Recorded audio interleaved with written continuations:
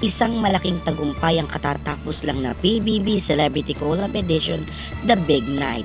At sa paglabas nga muli ni Kim Chiu bilang host ng PBB, maraming nakaalala sa kanyang pinagdaanan as the most successful and most accomplished housemate and big winner ever produced by PBB.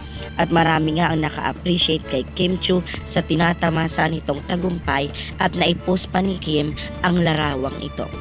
Maging ang mga kaibigan sa industriya ay napakomment na rin tulad ng kanyang mamamahan sa showbiz na si Mamang Pokwang na isa sa mga sikat na komedyante sa bansa.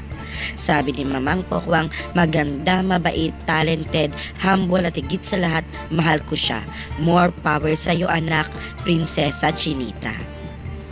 Sabi naman ni Sir Eric Jan Salud, kagandahan, love you Chinita. Love na love talaga si Kim Chiu ng mga kaibigan niya sa industriya.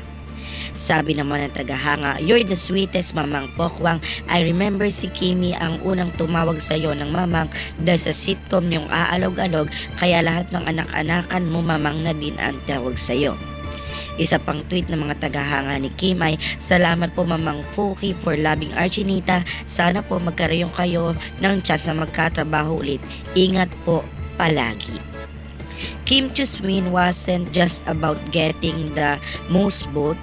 It marked the beginning of a remarkable transformation from a simple teenager to a multi-talented actress, singer, dancer, and TV host. Well, we are so proud of you, our Queen Kim Chiu.